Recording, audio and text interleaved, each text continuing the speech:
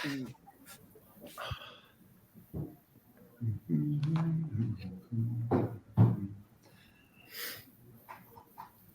hello, I'm Lauren Ralph, online editor for Manufacturing Management, and welcome to this panel discussion on taking the first steps on your digital transformation journey, brought to you by Intoware. Intoware partner with organisations to provide digital solutions which enable data-informed continuous improvement that empowers their workforce operations. Intoware have helped many companies start their digital transformation journey by digitising existing human and paper-based processes. Most businesses have a misconception that they have to transform their whole organisation when they start their digital journey. However, the reality is that they can choose how much they want to digitise and start with bite-sized projects that allow them to work out what suits them best. Over the course of the next hour or so, with the help of our excellent expert panel, we will be exploring digital transformation and what that really means for UK manufacturers. There will be discussion points and key takeaways over the course of the discussion, and it will last about an hour, so you can submit questions to the panel throughout via the question box on your screens. We'll also be running a couple of polls throughout the session, so please do cast your vote on these and we'll examine the results at the end. So before we get underway, I'd like to quickly welcome and introduce all of the panellists for today. Firstly, we have Keith Tilley, CEO of Intoware, the main partner on this session. Keith has over 40 years of experience working within the technology sector. Next, we have Kevin Smith. Kevin is the lead technology adoption specialist for Made Smarter, a government-backed initiative designed to digitally transform the UK's manufacturing sector. Nick Wright is Digital Catapult's Director of Market Development. Nick brings over 11 years of industrial experience split between engineering and technology consulting. Finally, we have Ian Clark. Ian represents Make UK's Technology, Innovation and Digitalisation Committee and is the Sales and Marketing Director of In Control Systems Limited. So that's the introductions out of the way. I think we've got a fantastic lineup for this session for you today. And we're going to start by handing over to the panellists to explore their initial thoughts on digital transformation for UK manufacturers. So Keith, let's hand over to you first for just a brief overview of your thoughts on digital transformation. Okay, thank you very much, Lauren. Thanks for the introduction. I've now realised I'm the oldest on the call, but thank you for that anyway. Most experienced, let's use that word instead. Yeah, digital transformation is an interesting concept, which I know we're going to talk about over the next hour or so. I think, as you said at the beginning, Lauren, it really revolves around, from our point of view at Intoware, and I've seen this before as well, is this idea of a digital transformation, which everybody talks about, but then quite often get very quickly scared about it because it's a case of, oh my God, this is an all-consuming thing, right? And it's going to take us forever to do. So where do I start? And I think that's the key thing, particularly for manufacturers, is where to start. I think most people accept there is a need to do this as we move further forward for various reasons, right? Whether that's for the new workforce that's coming in who are digitally enabled in their home life, so therefore they're expected to be in their work life, or whether it's for the process improvements, health and safety, audit requirements that people want. I think the biggest thing that we find when we're talking to customers is somehow people think that digital transformation is a destination, whereas we see it as more of a journey. And as was said once upon a time, each journey of 1,000 miles starts with a single step. You need to take a single step. So what we encourage customers when they first come to us is, where are the current pain points that you have, and isolate a particular section in order to start that digital transformation. Definitely involve your end workers. They're the people who are going to run this. The connected workers are the people who do it. The people working the line, the people going out to inspect the plants or machinery, etc. So work out a place where you can start this journey, have a destination in mind, but be prepared to take that journey along the way and be led by how you find things are going. And if you do it like that, then very quickly, even that first step, you'll find that there is a genuine return on investment that you can find by digitalizing that first step. And it isn't just about taking a form and making it digital. It's about the digital transformation that makes sure that it is the area that you want to get the data in so that you can make those informed decisions that you talked about. So for me, it's don't bite the elephant all at once, bite it a single piece at a time, have a look for that first part that's causing you the pain, and then work with providers such as us on the panel here in order to be able to make sure that you understand the level of success you're trying to achieve. So that would be my starting point for manufacturers. I'm sure we'll go into examples that I can use later on, but I'll let Ian, Kevin and Nick have their 2 cents worth as well. Now the elder has finished. Thank you, Keith. Ian, would you like to go next? Yeah, I just want to first challenge Keith on whether he's the oldest one here. Having worked in industry since 1979 in manufacturing, so that's probably beats him hand down, I reckon. Either that or he just looks younger than me. But no, so as you can see, I'm from In Control Systems. So also we were asked by Make UK to attend this because In Control Systems are part of Make UK's Innovation Digitalisation Council and Committee, which we sort of try to be as active as we can because it's the world we operate in.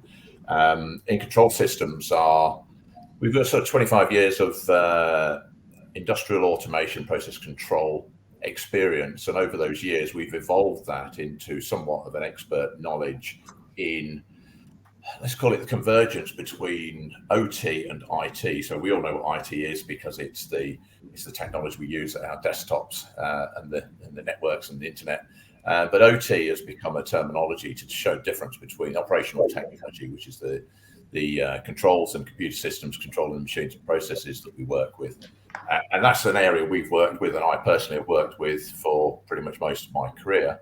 And what we're seeing within industrial digitalisation, which is the space that we operate in, is people wanting to get the most out of their machines and processes and using digital techniques to bring that data back from those machines and processes into the various different systems that people need to be able to run their business. So what we see is we tend to get approached by companies who are looking to solve a number of business problems. And that can be everything from quality to improving quality, from reducing waste, to being more aware of upcoming unplanned downtime so they can do stuff to protect against that.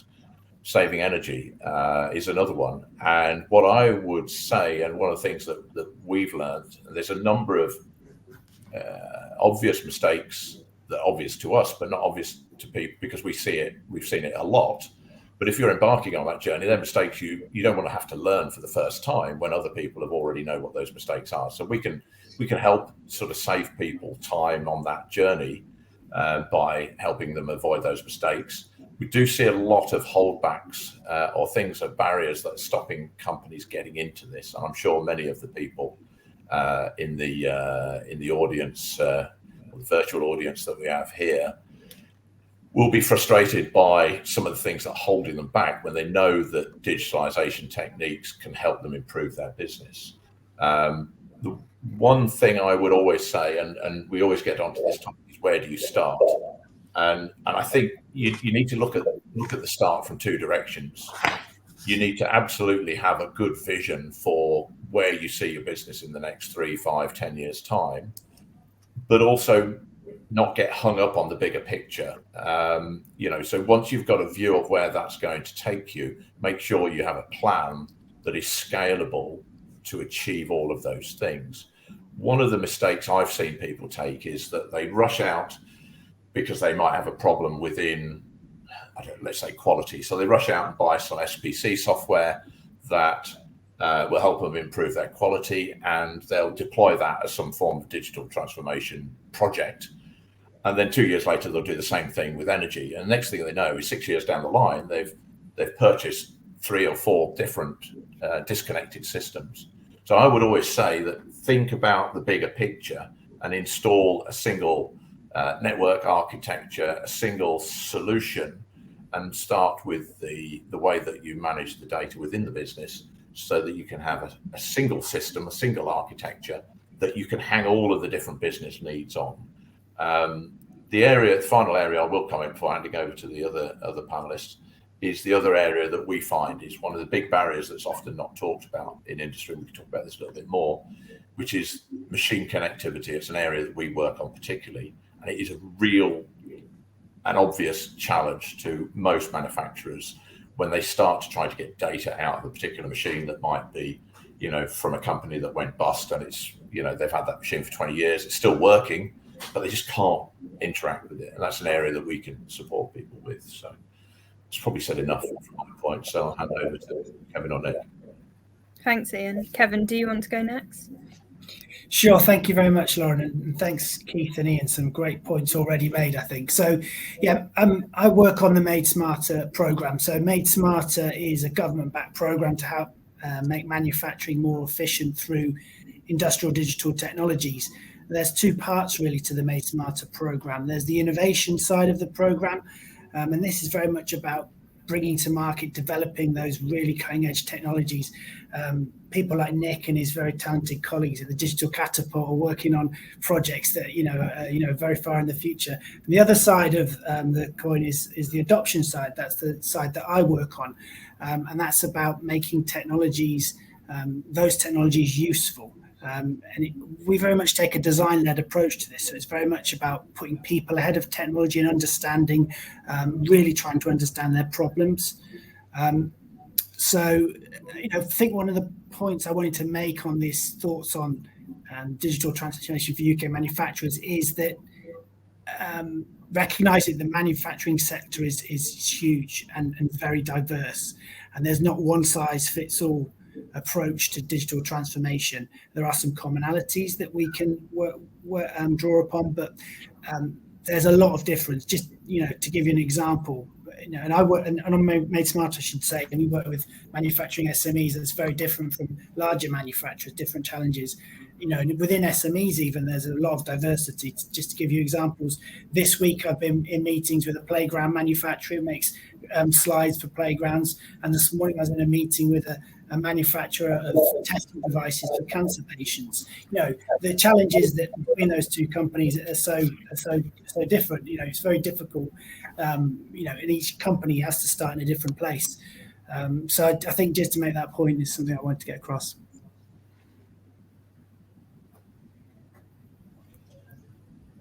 Thank you.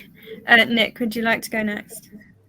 Yeah, thanks, Lauren, and thanks all for comments so far. Quite difficult to be additive and add more to the conversation, but Digital Catapult is a research and technology organisation. So we're a not-for-profit. We're partly funded by Innovate UK as part of the Catapult network, and our mission is to support industry with what we call early adoption of advanced digital technologies. So something we see as a global trend is that first mover advantage is a real thing. It helps industry accelerate and ultimately helps the UK gain the benefits of technology through early adoption. And we link very closely in with both the Made Smarter Innovation Programme and the Made Smarter Adoption Programme. The two things are intrinsically linked. And ultimately, we have to develop technology, a challenge-led approach, which I totally agree with. I think all of Keith, Ian, and Kevin have spoken about. This challenge-led approach is a really important thing. We have to design and build technology and do innovation around the challenges that industry faces. But we also take a view of making sure that we look at future-proofing. I spend a lot of my time with larger industry rather than smaller industry. And some of the things that we're aware of is industry's been burned by previous transformations. So a lot of companies invested heavily in the IT stack, in enterprise systems, in ERP and PLM, and MES software that they're kind of stuck with now and are trying to make the case for it still work. And these systems rely a lot on kind of legacy software development, a lot of in-house architectures, things that are very difficult to unpick. And what we see coming down the pipe, it's not even coming down the pipe anymore, but cloud computing is here. It's here to stay. It's widely adopted. in other sectors. It will come into manufacturing.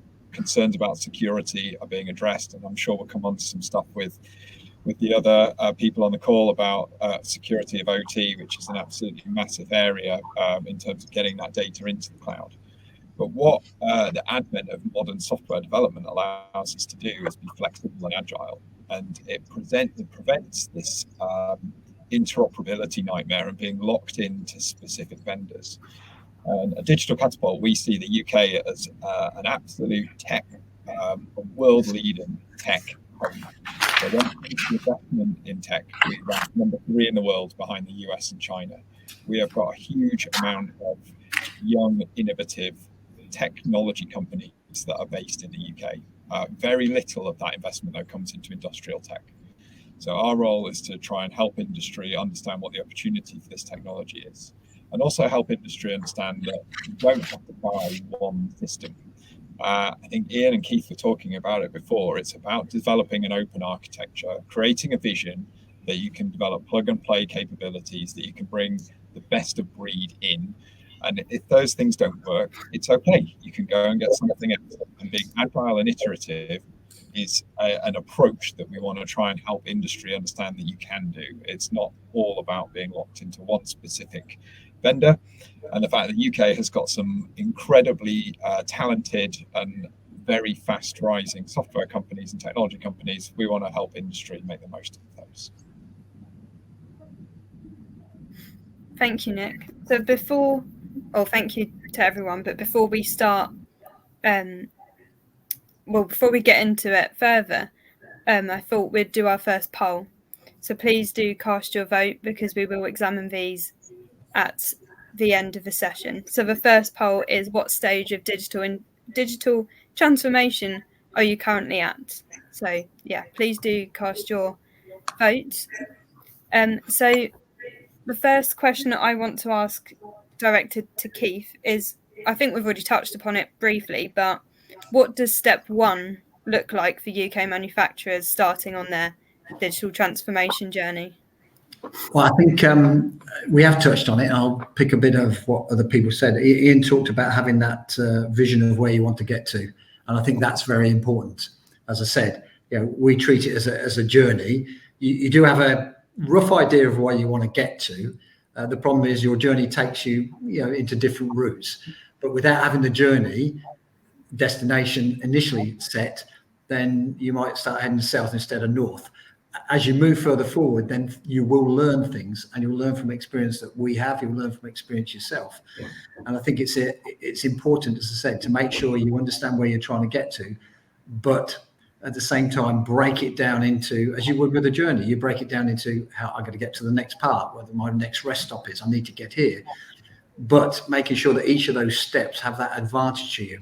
I think Ian touched on the fact that, there's a lot of manufacturers out there with old machines. Does that mean you say you can't digitalize?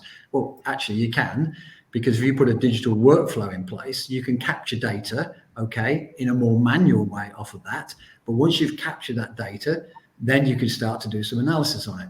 So what we're finding with Workflow Plus is that we have people who have a mixture of those. So there's old technology where somebody will do something, might be taking a reading, and they put it into the digital workflow. But we're also working on how we can automatically take information out of IoT devices so that information is in play.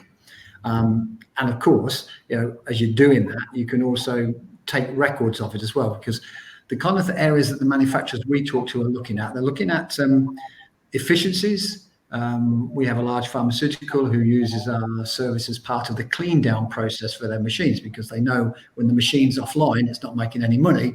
And therefore, I need to make sure it gets professionally clean, because this is making tablets. So I need to have the audit to say it was cleaned, but I also need to make sure it's done properly and done on a regular basis. So by implementing the solutions that we can provide together with some of our partners like RealWear, who use the wearable devices, you can say, I know the machine is only going to be down for X period of time, so I can control that and therefore make money the best I can. But also, if there was some contamination later on, I have got the visual evidence from a Q&A point of view to say, hey, everything was done correct, so contamination may have occurred somewhere else. So as I say, that to me, starting is understanding where you're trying to get to, but then, as I say, breaking down that journey into different areas, each of which gives you benefits.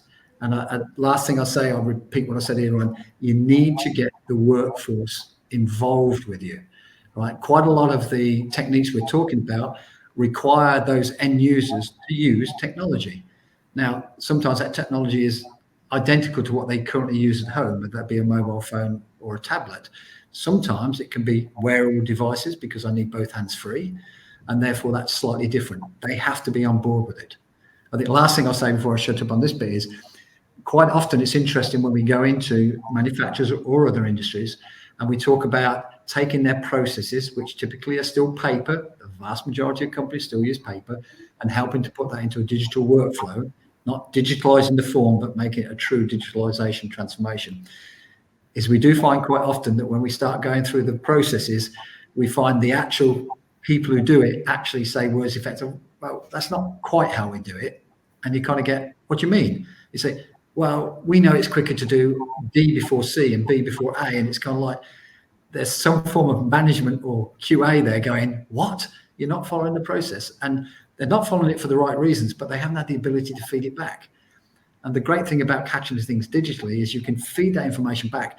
And not only that, if it gets approved, you can make that change and suddenly it's available to everybody straight away, rather than having to wait for a reprint of a manual or a sending of a PDF or something like that. So I'll go back to what I said. Thought process where you're trying to get to, take it down step by step, make sure you get the buy-in of the end user as well to make sure it works properly, because that is what will get it adopted the quicker. It's no good just people from the top saying this is the way you do it. You have to make it easy for those people who are doing it to do what they need to do. Then they'll see the benefit and they become far more valuable as workers as well. That's great. Thank you, Keith. Does anyone else want to add upon step one? Yeah, I was just going to add, in addition to what Keith said about developing a vision, that's something we do first of all with all our customers as well. We have them put together a transformation roadmap, and in that roadmap we say you should look to transform your business one step at a time in your own time. So we're really trying to break that vision down into manageable steps for them. The first two steps we have in every roadmap that we do. The first one is nominate a digital champion. Now you can call this person what you want. We call it a digital champion, but it's really about leadership. You need someone to lead that change. We offer training programs for that person to upskill them into that role if they need it. The second step we always add is measure your success. That is about making sure you know what success looks like and what it means to your business. Because if you don't and you're not measuring it, then how do you know you're succeeding? And how do you know when you're failing what you need to change? So it's very much about getting those metrics right. And another very common step early on, and again, as Keith alluded to, is definitely about mapping your processes and getting your processes right. Because if you don't do that, you're just in danger of getting better at doing the wrong things. And that's really not what you want to be doing in a business. So yeah, they're three of the things we commonly say to the manufacturers we work with, and that's where you need to start. Yeah, I think, Kevin, sorry, just to point in on that, there's also, you can use the time to actually make the processes better as well. Digitalising better process as well, just because, hey, this is the way I've always done it. It doesn't mean to say necessarily it's the best way of doing it. So it gives you that advantage to be able to do that as well. Totally. Great, thank you. Now our first poll has closed, we'll do the second poll, which is, where do you expect your biggest challenges to be in your digital journey? So please do cast your votes. So Ian, what challenges do you think that UK manufacturers face when trying to start their digital transformation journey? Yeah, there's a number of challenges I see. I think sometimes one of the biggest challenge is that of investment and senior management or headquarters buy-in or whatever. So I think you'll see the operational people thinking, okay, we know we're getting beaten up by group for these challenges here, there, every month at our monthly management meetings. We believe that that some form of digitalisation can help identify where we're losing money and help improve these things. But then getting management, senior management and the shareholders of the business to invest in the business. Obviously, it's helpful when you've got organisations like Made Smarter who will grant fund some of these things. But often I see corporate cultural barriers to adoption. So this is where companies really want to do something. And I've spoken to a number of companies done exactly the same thing. They come to us, they say, this is what we're trying to do. Can we show you around? Can we show you some of our challenges? And you see all of their challenges really obviously. And you got a good feeling for how to help address those challenges.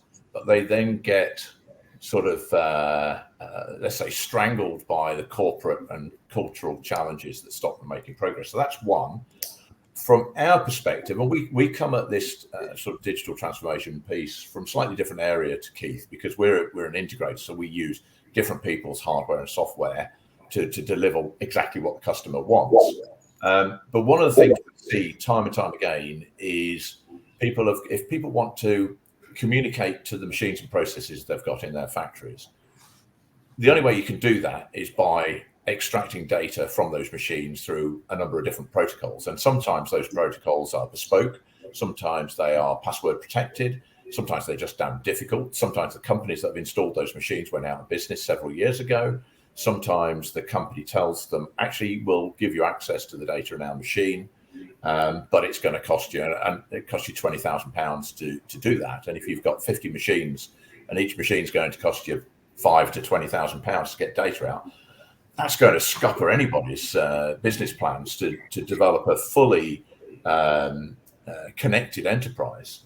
So I would say, and you know, I'd love to know whether there's some OEMs of machinery on this call, because one of the other panelists mentioned here earlier that the people that adopt the right mentality early on are the people that will win early on. Most machine vendors that I see, and I say most, some of the big corporate machine vendors, the bigger ones, don't cooperate with the end user to give them access to the relevant data they want to extract out of that machine. And it is a real barrier to adoption. The other thing I think that is also quite a challenge is sometimes it's difficult to estimate what your return on investment will be. So how do you go to your boss and say, I want to spend £50,000 on this? I don't know what benefit I'm going to get from it.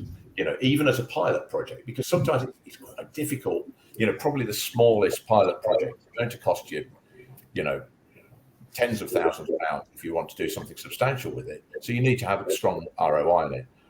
My approach to that would be, and I've yet to find anybody who's got a good answer to it, because unfortunately, until you know what's in the data, you don't know what benefit you can get from that data. You don't know what improvement you can get.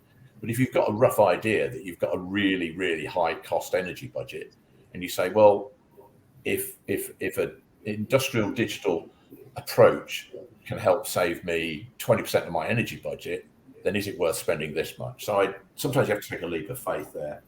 I think there is a couple of other points I'd like to mention is managing the people aspect of the IT and OT clash. So IT department, operational technology department, so that's your control engineers, your operations people that keep your machines running, and the IT people. Invariably, we see a constant clash between those two people. And you've got to have a really strong culture and good management that can bring those people together in the same room, understand they've both got valid concerns about protecting their particular areas of competence, and bring that together. And that's cyber protection, that's cyber security, that's industrial data networks. The final one is, I think, it's a cultural one with people, that you've got to trust the people, and you know, chances are the people on the shop floor already know a lot of what you're trying to get out of those machines and processes. So trust them, work with them, and engage with those people from day one. So. Yeah, that's exactly what the poll just seemed to say, that managing the change of people is the number one priority. And it absolutely is. You need to get them on board. Quite often, people on the sharp end think that digitalisation is somehow, you know, is undermining their position.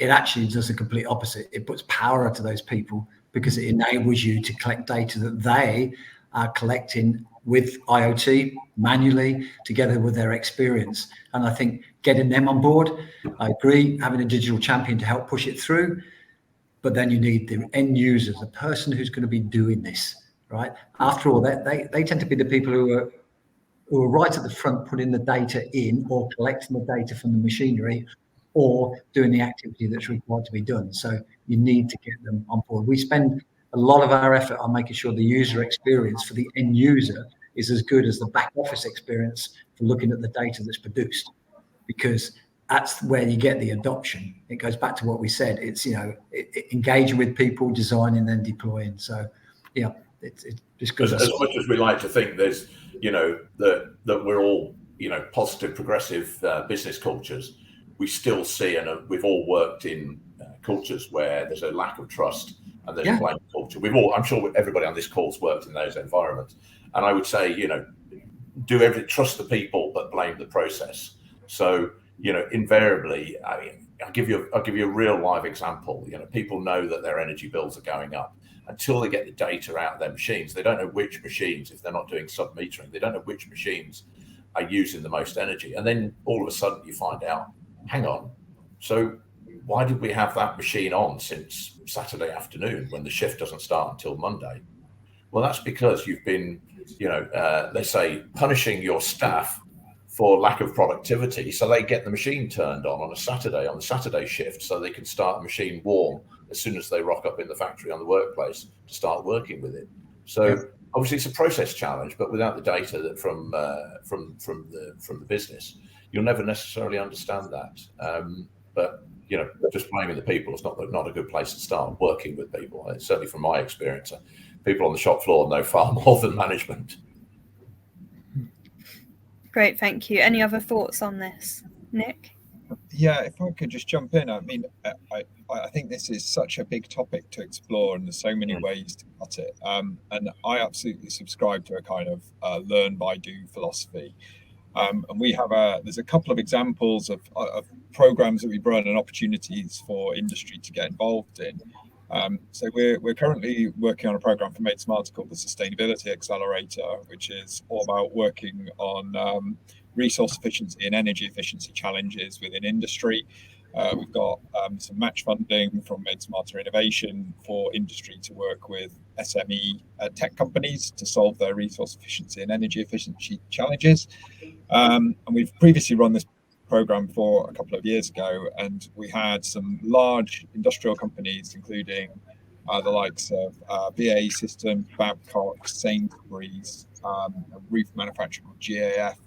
And they had each of these companies spoke about the value of having some of the people that really owned the problem working directly with a tech SME. So the part of the fear of change is doing something different, something new, something unfamiliar, and having somebody that's if you take the Babcock challenge, for example, that was all about overhaul of one of the tanks called the Warrior. I don't know, tank is probably the wrong term, but it's some kind of armored personnel carrier. Babcock do the overhaul for that machine, and it's something that has an awful lot of embedded domain knowledge over the years in terms of how to do it. And they were looking at the geometry data for these vehicles that got dropped off versus how they originally left the factory. And so you have that ingrained knowledge. It's something that people know what they're doing day after day after day. But working with a small tech innovator, somebody who is by their very nature not a domain expert, doesn't know anything about how to overhaul or maintain a tank, doesn't know anything about the real problem, but is an expert in advanced digital technologies, data management, in architectures, in AI, uses agile methodologies. That clash of culture was actually a great thing because it helped embed at the day-to-day level the possibilities of technology and how working with some of these solutions can actually deliver benefit to me on a day-to-day basis.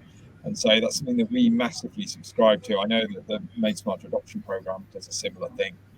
I'd like to quickly touch on supply chain as I mentioned, but perhaps I'll come back to it in a further question. But I think this challenge around change with people is something that is, because people make up an organization and people make up the culture of an organization. And this is where we see barriers as well on a company to company basis. And when I'm talking about company to company, I'm not talking about the sort of visibility of the company shell. It's the people within the company that create those barriers and that lack of trust.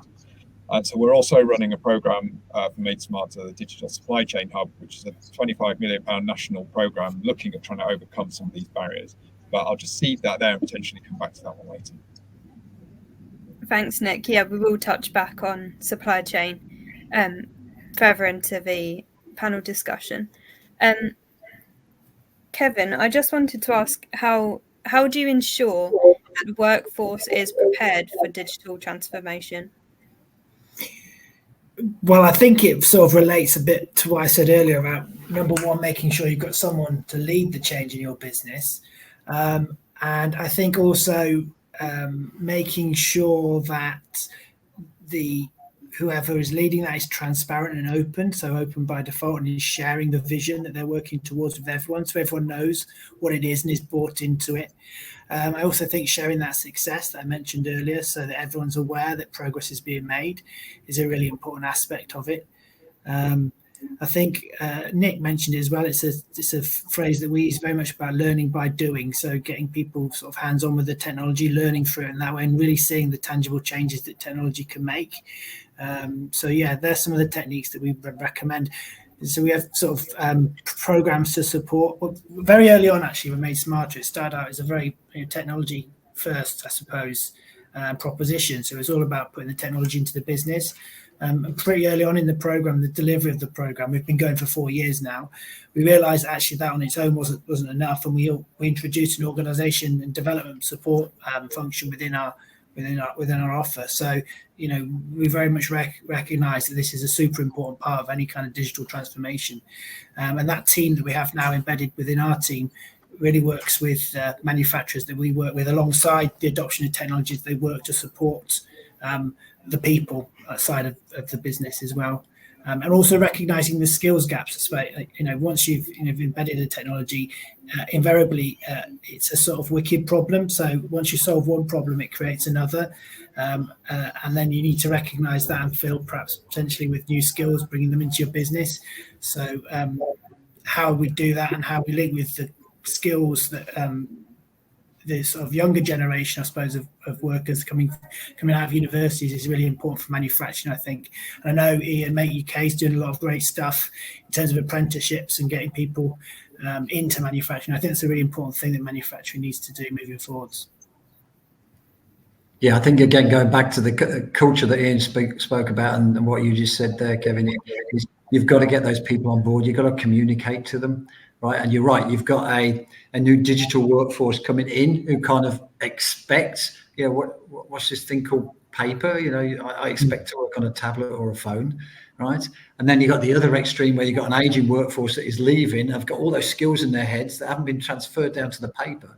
And by digitalising along, you actually narrow the gap, because you get out of those people that experience, you get it pushed into something that the newer people can use the technology, but that experience is embedded into those processes which have now been properly digitalized along the way.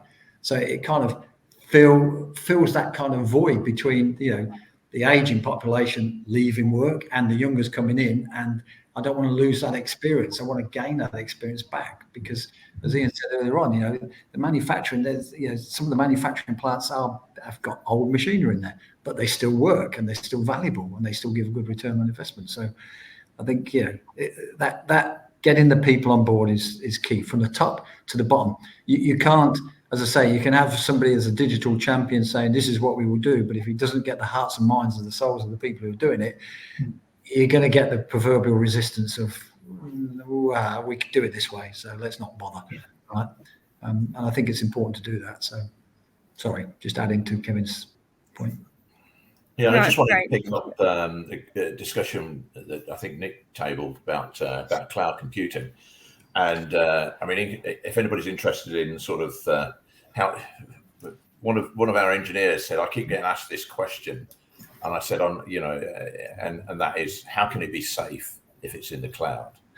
And so we decided to write a white paper to answer that question. We didn't do it on our own. We used a number of different resources available. The question is, it can absolutely be safe if it's in the cloud. But what I would say is there are challenges with putting real-time machine data in the cloud. If you're trying to, there's certain things that work very, very well in the cloud.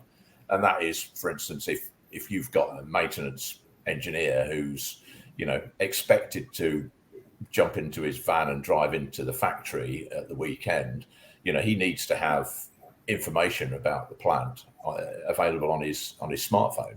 So you can't do that very easily, or you can do it very easily nowadays if your main data is in the cloud. But if you've got stuff going on in your factory that's real-time data, that is absolutely critical real-time data, then you might actually need some hybrid of edge computing as well as cloud computing. So edge computing is computing on site. We've recently deployed a system where we had a number of challenges created by the software vendor themselves. And we overcome that by putting in an edge computing aspect of it, which overcame it and made it incredibly reliable. But getting the hybrid of those two solutions, it also reminded me of another point that I can't remember which of the panelists mentioned it, which is that if you get this right and you get it, I mean, plug and play is a beautiful it's easier to say than it is to deliver. But if you get it right and you structure the data in the right way, and you collect and aggregate all your data from your different machines and processes in a way that is easily shareable on the different business platforms that you need to extract that data, what it actually does is it starts to make you vendor agnostic. In control systems are a vendor agnostic in our very nature, because we get thrown all sorts of different bits of kit that people want us to connect together. But if you develop the systems right in the first place, you have the ability to interchange. You can't always change out your machine. If you've got a £500,000 machine in your factory, you can't really just chuck that away and buy a new one. You've got to work with it. But if you find that your software vendor isn't delivering you every aspect of what you need for your digital transformation journey, then as long as your data is structured in a safe way, you can lift that off and sort of drop an alternative platform or additional platforms on top of that. So just wanted to add that in to sort of add a bit of colour to the discussions. Great, thank you. I think it would be beneficial to our audience if someone could talk about the difference between digitalisation and digitisation. Is anyone? I think that's for Keith. I touched on it. Digitisation is, I suppose the quickest way I can describe that is a person who takes what I would call an old-fashioned paper checklist, right, which just says, hey, Kevin turned up to here, he did A, B, C, D, right?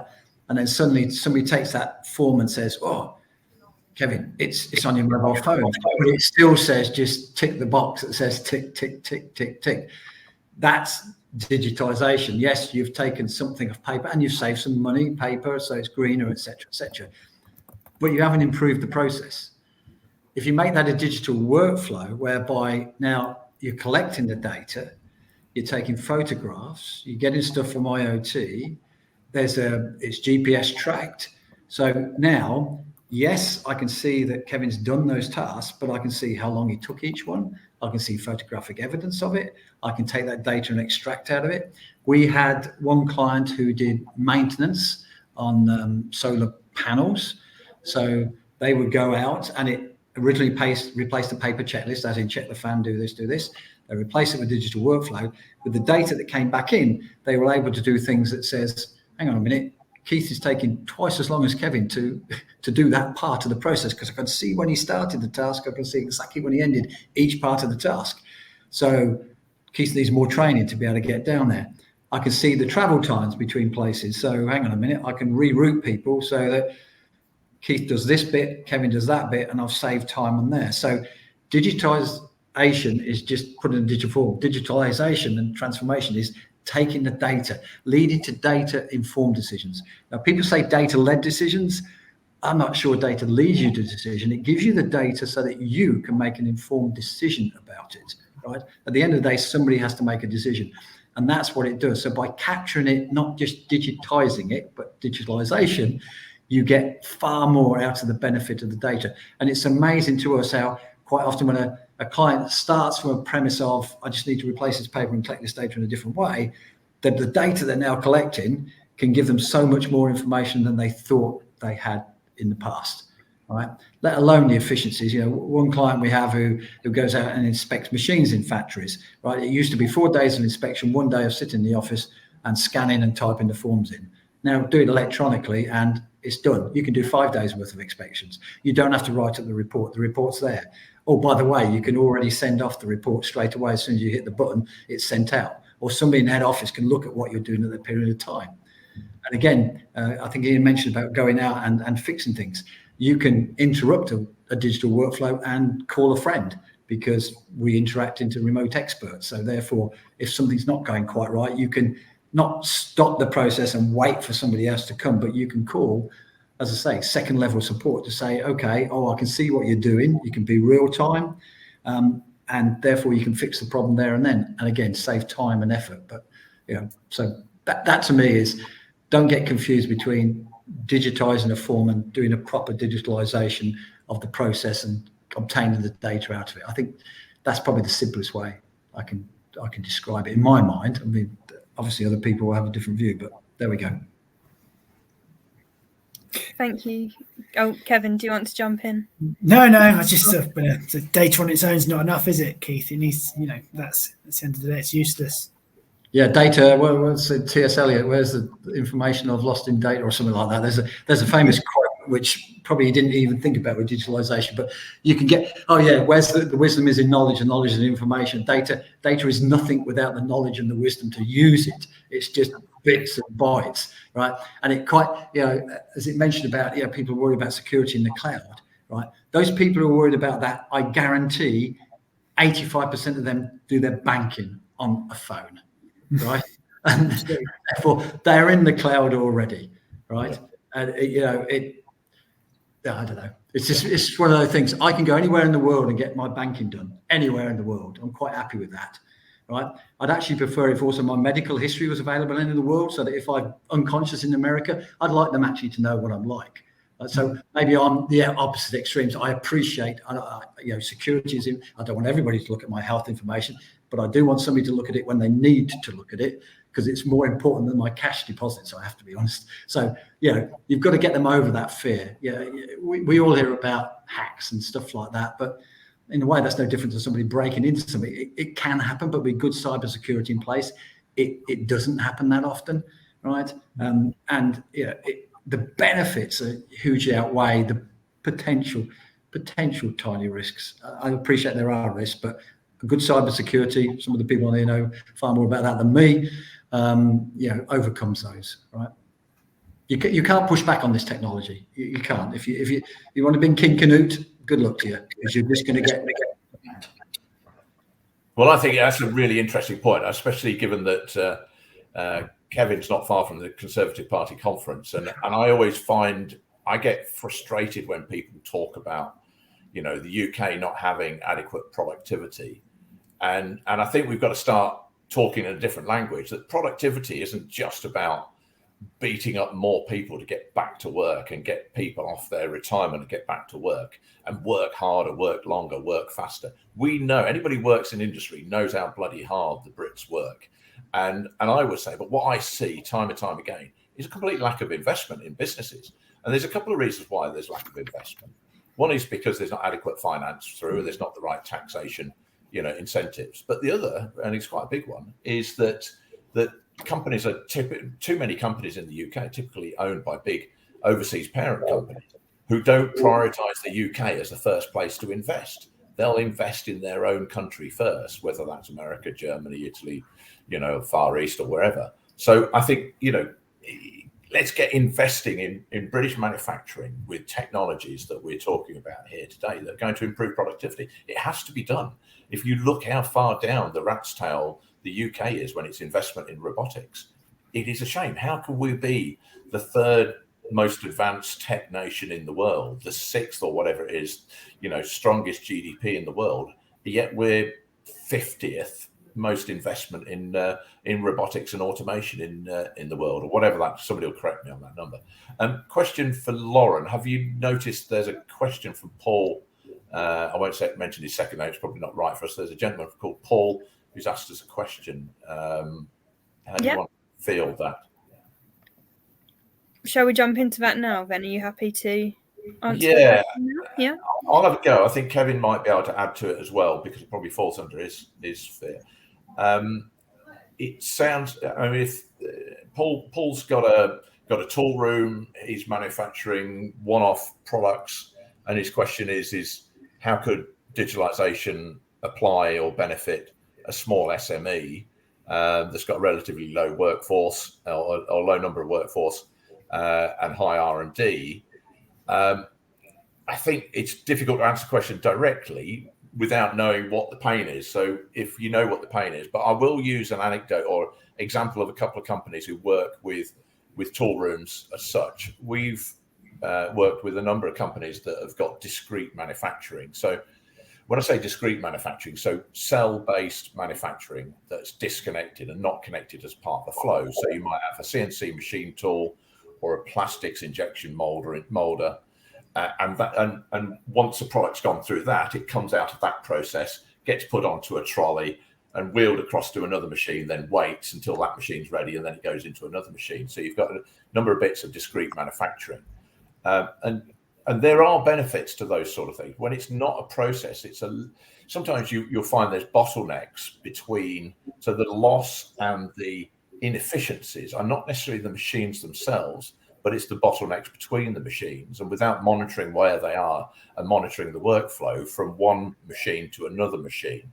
So that's the area I would look at, is look at the value stream mapping of an individual product going through a number of machine cells, and see how you can monitor the operation of those machines, make sure they're running, let's say, as efficiently and as fast as they possibly can, and they're having fewer downtimes.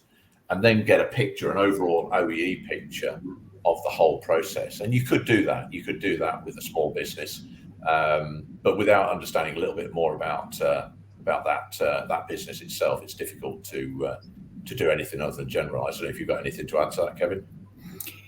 No, as you said, very difficult just based on the post to actually diagnose, what the main challenges are. But all I would say is, to Paul, is he's exactly the sort of company that Made Smart is set up to support. So reach out to us. We're here to give you friendly, independent advice and help you work out where to start and if digitisation is right for your business. So yeah, actually, as a really quick, easy win, one of the things we've started working with is anybody who's got a machine shop, and that could be either typically plastics molding, cell-based machines, and you'll be familiar with these what people call stack lights or and-on lights or tower lights. So you've got red, yellow, green. We've started working with a couple of companies that deliver wireless enabled stack lights. This is a really easy win, because what you can actually do is you can install a wireless stack light, wire it straight into where your existing stack light is, get the data away from that stack light into a central network hub, so that you can then visualize the whole shop floor of your production area very quickly and very efficiently to know which machines are running. So you'd know whether your machines are ready for idle, in fault mode, or just turned off, or running cleanly. And if you get that data back, because most people, they'll have stack lights on machines, but they might not be able to see every machine from their production manager's office. So that's a really easy win. We're delivering one project at the moment using those, and we've added additional I/O to the stack light, which is energy monitoring. So we're basically connecting to 40-year-old machines that this particular customer has bought on eBay and cobbled together to make it work. Some really archaic machines. We fit wireless stack lights with a current transformer to monitor energy, so you get sub-metering at machine level, and you get machine status as well. That's quite a clever little easy win. I'm surprised more people aren't doing it, to be honest with you, and we're hoping we're sort of getting ahead of the game on this one. Thanks, Ian. I just want to quickly go back to Nick and talk about supply chain before we run out of time. I just wanted to ask you, Nick, is digitising the supply chain important? Well, I was actually going to come in on I'll make it relevant to Paul's question as well. So his question was about how do we think this would apply? And it sounds like there's a lot of different areas to apply. And I think you've got 4 people on this call that have got opportunities of support and ideas. And so going back to the first question of where do you start, but there's people out here who are saying we can help. And there are funding opportunities as well through Made Smarter adoption, which is certainly something to take note of. For me, I think there's another angle in terms of supply chain that's interesting here. So one of the things that we get, and I have personal experience when I was a real engineer in the manufacturing sector myself, rather than focused on technology. But working in the supply chain, we often knew far better than our customers how to make something and what design it should really be. And our supply chains, globally, are quite linear. We tend to have a design authority that's at the top of a supply chain and cascades requirements down to people like Paul's company, who go off and make one-off parts based on what their customer tells them.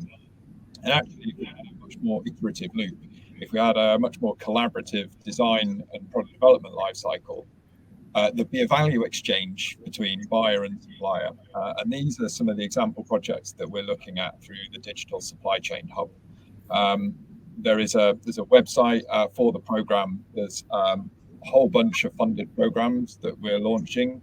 And we're really keen that we cover all layers of the supply chain, right down to micro SMEs, such as Paul, that are focused at the bottom, who will have inevitably expertise around metal is on here, various different machining processes. And if they were involved in some of our collaborative projects with people further up the supply chain, they could start exploring not just cost savings like we've been focused on a lot today, but actually value and impact increase. So what's the value exchange of an SME like Paul's, who are working iteratively and helping a large prime improve the design of their products to ultimately take out cost, and how the SME can capture some of that value as part of that design lifecycle.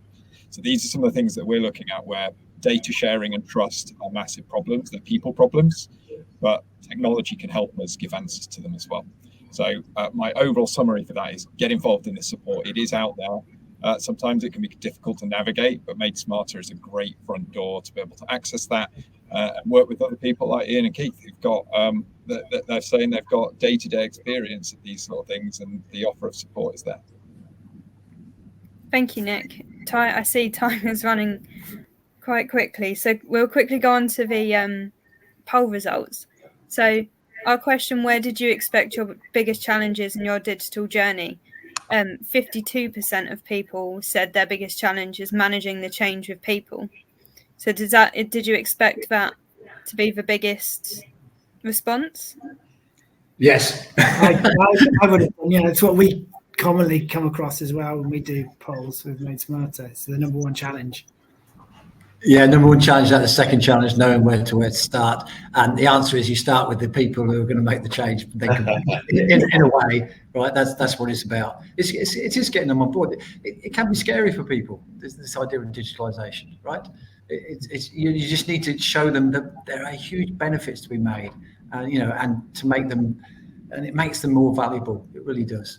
Collecting data and making those data-informed decisions, making, sanity metrics, not vanity metrics. You too often get, we did this, we did that. It's great. What's the key ones that you need? If you don't collect the data, you can't make the correct decisions. So, yeah, definitely agree with that. Managing change for people.